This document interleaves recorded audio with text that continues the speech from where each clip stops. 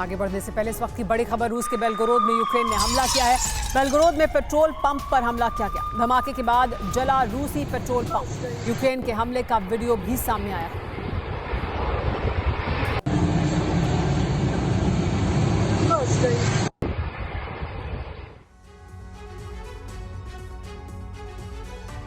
युद्ध की रणनीति मैदान में तो बनाई ही जाती है, लेकिन मैदान से कई हजार मील दूर बनाई गई रणनीति भी दुश्मन का दम घोट सकती है।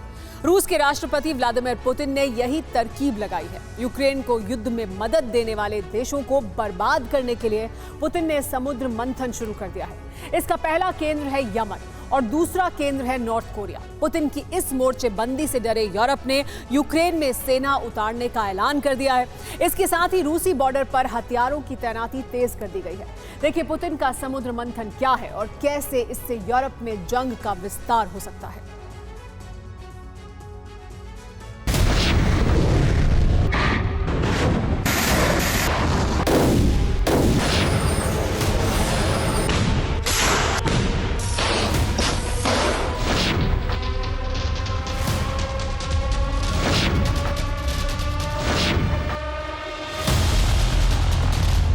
यूक्रेन का युद्ध विश्व युद्ध का ट्रिगर बनेगा, ये अमेरिका भी मान चुका है।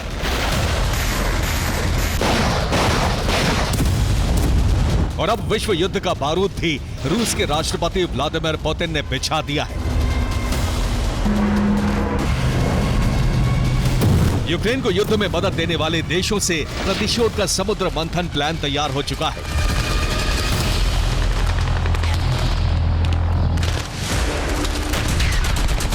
अब रूस यूक्रेन के मददगारों से बदला लेने की तैयारी कर चुका है, लेकिन वो मैदान भी अलग है, प्लान भी अलग है।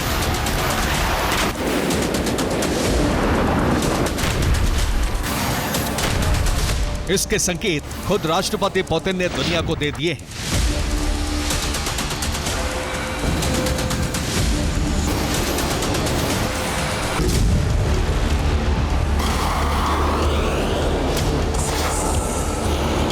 पुतिन के बयान से साफ है कि ईरान के जरिए रूस हूती के साथ सामरिक सहयोग बढ़ा रहा है।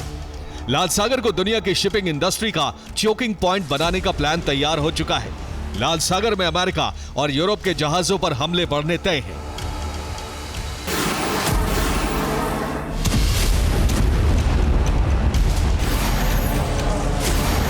पुतिन ने ऐसा प्लान तैयार किया है जिससे यूरोप की अर्थव्यवस्था ध्वस्त हो जाएगी।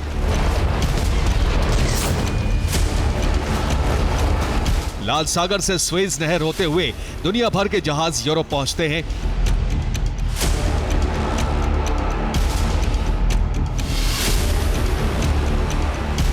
लाल सागर धरती का सबसे अहम समुद्री व्यापारिक रूट है।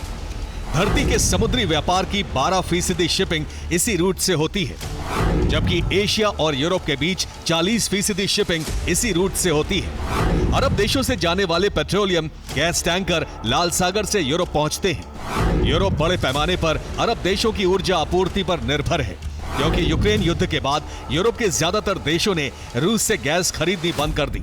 2023 में अकेले कतर से ही 140 lakh metric ton LPG Europe पहुंची है। कतर से फरवरी 2024 से लाल सागर रूट से पेट्रोलियम सप्लाई बंद कर दी है। इससे शिपिंग की लागत बढ़ रही है और यूरोप को महंगा पेट्रोलियम मिल रहा है।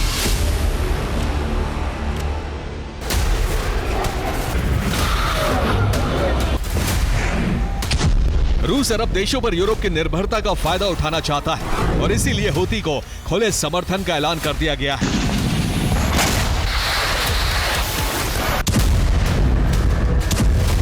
अगर लाल सागर में हमले तेज होते हैं तो यूरोप ऊर्जा संकट में फंस जाएगा। यूरोप के कई देश लाल सागर के ऑपरेशन प्रॉस्पेरिटी गार्डियन में इसी डर से शामिल नहीं हुए थे।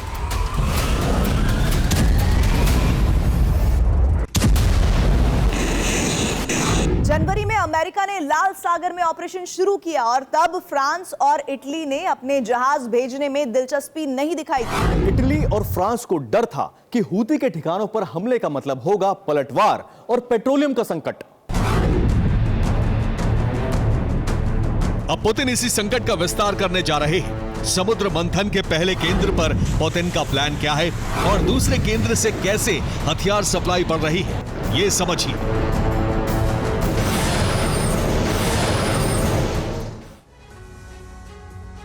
के राष्ट्रपति ने ऑपरेशन समुद्र मंथन के तहत पहला केंद्र यमन में लाल सागर को बनाया है। पुतिन ने हूती को खुला समर्थन दे दिया है। रिपोर्ट है कि ईरान के साथ साथ रूस से भी हूती को हथियार सप्लाई होने लगा है। इन हथियारों के टारगेट अमेरिका और यूरोपीय देशों के मालवाहक जहाज हैं। लाल सागर में हूती के हमले बढ़े तो यूरोप का स्वेज नहर से कनेक्शन कट जाएगा। इसके बाद यूरोप जाने वाले मालवाहक जहाजों को साउथ अफ्रीका का चक्कर काटकर जाना पड़ेगा। पुतिन के समुद्र मंथन का दूसरा केंद्र है नॉर्थ कोरिया और ओखोत्स्वा सागर। इस रूट के जरिए नॉर्थ कोरिया से रूस को हथियार सप्लाई हो रहा है। ओखोत्स्वा सागर के रूट से किम जोंग रूस को बैलिस्टिक मिसाइलों का जखीरा पहुंचा रहे हैं। रिपोर्ट है कि बीते 3 दिन में रूस को 17 कंटेनर हथियार पहुंचाए गए हैं। हथियारों के बदले में नॉर्थ कोरिया को रूस से पेट्रोलियम की सप्लाई हो रही है। खास बात यह है कि रूस कच्चा तेल नहीं बल्कि रिफाइंड पेट्रोलियम की सीधी सप्लाई कर रहा है।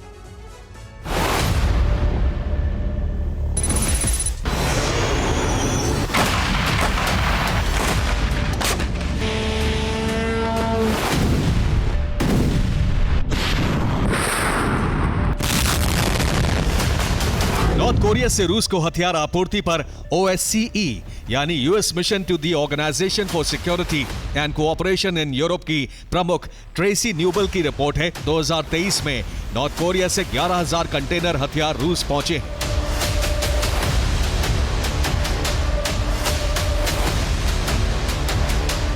बदले में किम को सस्ती कीमत पर तेल मिल रहा है, जो हर देश की सबसे बड़ी जरूरतों में से एक है। पुतिन के इस समुद्र मंथन से यूरोप में भय है और रूस की घेराबंदी के लिए तैयारी तेज हो चुकी है।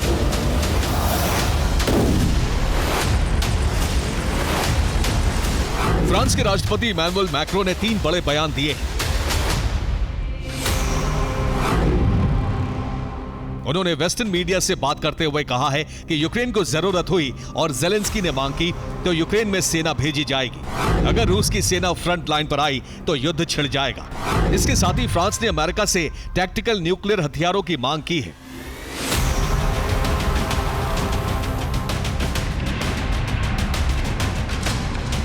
मैक्रो बीते 2 महीने से यूरोपियन यूनियन के न्यूक्लियर अम्ब्रेला की मांग कर रहे हैं और 3 से ज्यादा बार यूक्रेन में सेना भेजने का ऐलान कर चुके हैं।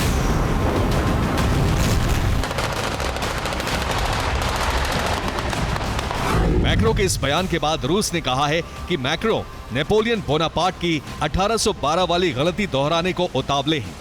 1812 में 28,000 फ्रांसीसी फौजियों को क्रीमिया के सेवेस्तोपोल में रूस ने दफन कर दिया था। 2024 में भी फ्रांस की सेना का हाल 1812 जैसा ही होगा।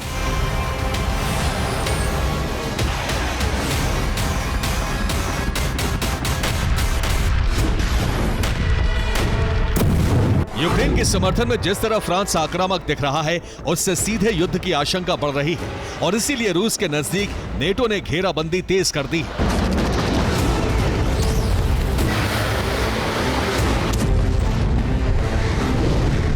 पोलैंड ने रूसी बॉर्डर के करीब हेवी आर्टिलरी की तैनाती बढ़ा दी है। पोलैंड में 4 से 6 मई तक नेटो का युद्धाभ्यास होने वाला है। इस युद्धाभ्यास में सभी 32 देशों के 90,000 सैनिक हिस्सा लेने वाले हैं।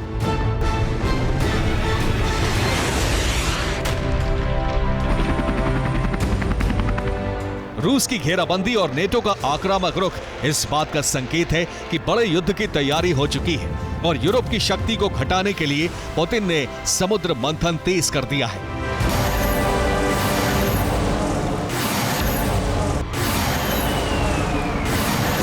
Bureau report, TV9 Bharatvarsh.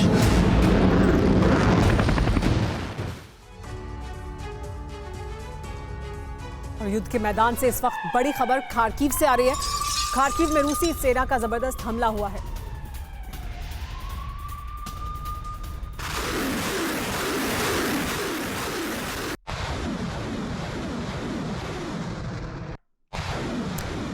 रूस का ग्रैड रॉकेट लॉन्चर से धावा हमले में यूक्रेनी सेना का ठिकाना ध्वस्त हुआ। यहीं से बेलगोरोद में हमला कर रहा था यूक्रेन। रूसी रक्षा मंत्रालय ने वीडियो जारी किया है।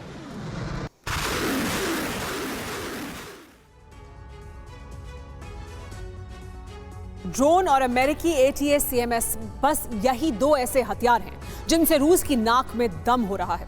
अमेरिका से हथियारों के जखीरे की पहली खेप आने से रूस को काफी नुकसान उठाना पड़ा है। इसीलिए राष्ट्रपति पुतिन ने अपने जनरल्स को यूक्रेन की रीढ़ तोड़ने की डेडलाइन दे दी है। यूक्रेन की खुफिया रिपोर्ट से जानकारी सामने आई है कि मई का महीना यूक्रेन के लिए बहुत चुनौतीपूर्ण होने वाला है। हथियार पहुंचने से पहले रूस ने यूक्रेन को बेहद कमजोर कर देने की रणनीति बनाई है। इसके लिए फ्रंटलाइन से लेकर कीव में राष्ट्रपति कार्यालय तक एक स्पेशल ऑपरेशन को लॉन्च किया गया है।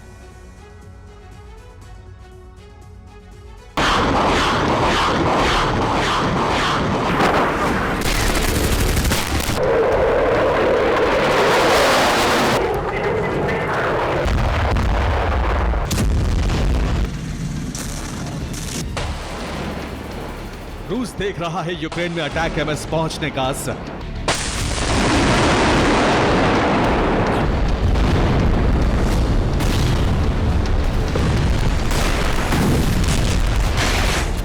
तबाही के तूफान का ऐसा ट्रेलर जो रूस के कई शहरों को खंडहर बना सकता है।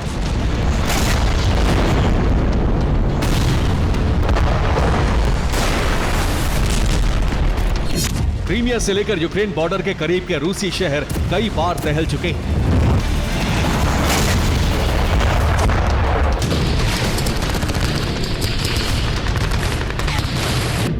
रूस को अंदाजा हो चुका है कि अमेरिकी कार्गो विमानों से निकलने वाले हथियार जिस दिन यूक्रेनी सैनिकों के हाथ में आएंगे उस दिन क्या होगा।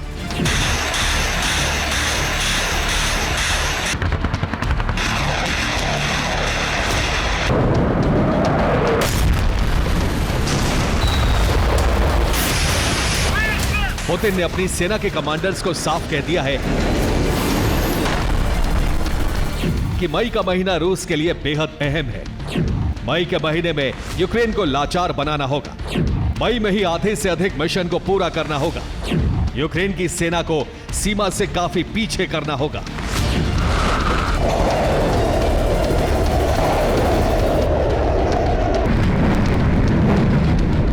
यूक्रेन के पास इस वक्त गोला बारूद की सबसे अधिक कमी है। रूस के हमलों का जवाब देने के लिए यूक्रेन के पास ना तो पर्याप्त गोलियां हैं और ना ही रॉकेट और टैंक के शेल।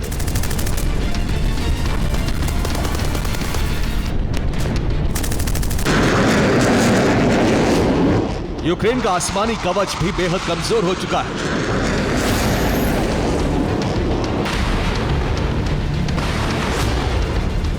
पैट्रियट से लेकर कई एयर डिफेंस मिसाइलों की कमी के चलते बंद कर दिए गए हैं।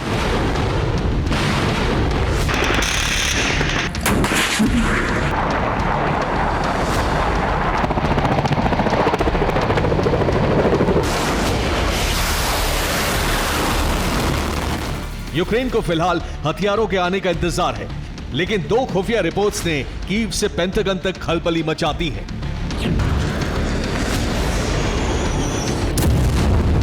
अमेरिका की खुफिया एजेंसी और यूक्रेनी इंटेलिजेंस दोनों की रिपोर्ट से एक ही बात जाहिर हो रही है और वो ये कि मई में यूक्रेन पर बहुत बड़ा हमला हो सकता है।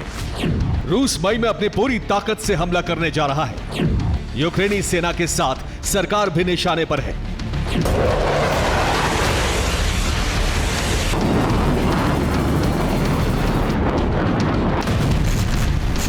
अमेरिकी रिपोर्ट के मुताबिक रूस के हमलों की रफ्तार बेहद तेज होने जा रही है। यूक्रेन की रिपोर्ट के मुताबिक रूस के प्लान में इस बार ज़ेलेंस्की भी टारगेट पर है। ज़ेलेंस्की पर किसी बम या मिसाइल से हमला नहीं होगा, बल्कि ज़ेलेंस्की को खत्म करने के लिए पुतिन ने कुछ खास लोगों को एक्टिव कर दिया है। मौजूदा हालात की समीक्षा करने के बाद प्रेसिडेंट पुतिन ने एक हाई लेवल मीटिंग बुलाकर सेना के लिए मई का टारगेट फिक्स कर दिया है।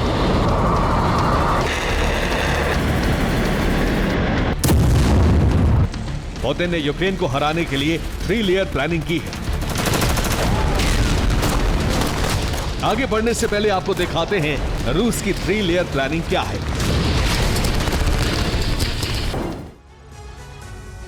रूस के 3 लेयर प्लान के पहले हिस्से में है फ्रंटलाइन पर बहुत तेज रफ्तार से हमला करना। अमेरिका से हथियार आने में 3 से 4 हफ्ते लग सकते हैं। रूस उससे पहले भारी गोलाबारी की तैयारी में है। कोशिश यह है कि यूक्रेन को बारूद मिलने से पहले बड़ी जीत हासिल कर ली जाए। दूसरे लेयर के तहत रूस यूक्रेन से एयर डिफेंस का खात्मा करने की कोशिश में है। यूक्रेन के खाली हो चुके एयर डिफेंस को नष्ट करना इस वक्त बेहद आसान है। रूस इसके भारी गाइडेड बॉम्ब का इस्तेमाल कर रहा है। रूस की तरफ से मिसाइलों का भी इस्तेमाल किया जा रहा है।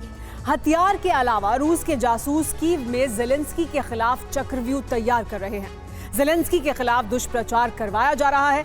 20 मई को ज़ेलेंस्की का कार्यकाल खत्म हो रहा है।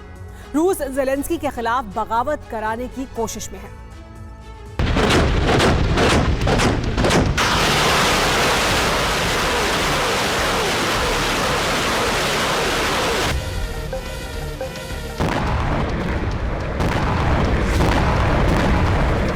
खुफिया रिपोर्ट्स और पुतिन के प्लान की तस्दीक कर रही हैं वॉर जोन से आने वाली तस्वीरें और खबरें।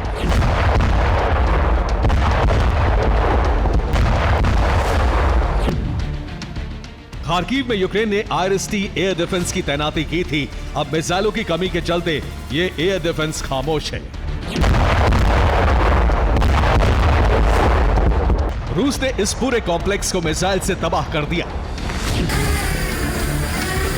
एयर डिफेंस खाली होने की वजह से रूस के ड्रोन अब यूक्रेन के आसमान में बेखौफ उड़ान भर रहे हैं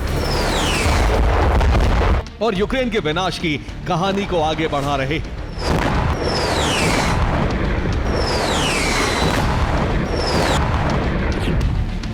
इस वीडियो में रूस का रेकॉन ड्रोन MLRS का पीछा कर रहा है। यूक्रेन इससे हाइमार्स के हमले कर रहा था। परफेक्ट लोकेशन मिलते ही रूसी स्कंदर मिसाइल ने इसे नष्ट कर दिया। रूस ने गुरुवार को 2 हाइमार्स को नष्ट कर दिया। रूस के ड्रोन यूक्रेन के हथियारों का पता लगा रहे हैं। रूसी सेना 50 से अधिक सर्विलांस ड्रोन का इस्तेमाल कर रही है।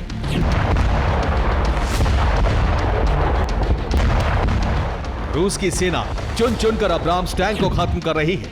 अमेरिका की शक्तिशाली टैंक शेल की कमी के चलते जहां तहां खड़े कर दिए गए हैं और रूसी ड्रोन आसानी से टैंकों को भस्म कर रहे हैं।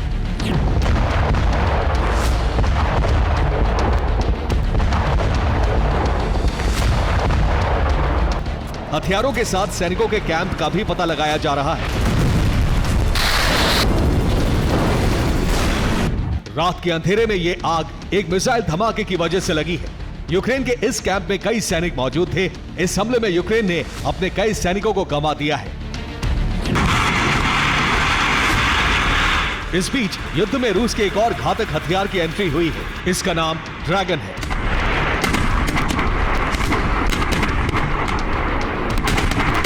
ये टॉस 3 की तरह ही थर्मोबैरिक रॉकेट प्रहार करता है। 15 किलोमीटर दूर से ही ड्रैगन किसी भी ठिकाने को थर्मोबैरिक प्रहार से दहला सकता है।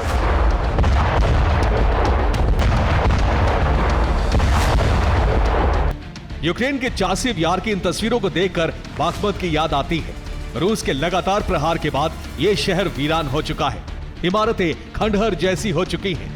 जमीन पर जगह जगह धमाकों के निशान नजर आते हैं। हालात ठीक वैसे ही हैं जैसे बाखमुत में थे। यहां अब न यूक्रेन के लोग बचे हैं और न यूक्रेनी सेना।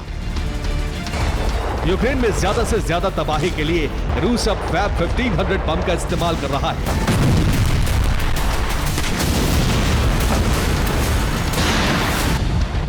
यूक्रेन भी रह रहकर पलटवार कर रहा है। यूक्रेन के लिए सबसे बड़ी चुनौती हथियार आने तक युद्ध में टिके रहना है। रूस पर दबाव बनाने के लिए अमेरिका क्रीमिया पर हमले करवा रहा है। इसके अलावा अवदीपका में भी रूसी फौज पर बड़े हमले हो रहे हैं। ज़ेलेंस्की के लिए चुनौती सिर्फ सेना का मुकाबला नहीं बल्कि अपने राजनीतिक विरोधियों से निपटना भी है। Bureau report, TV9 Bharatvarsh.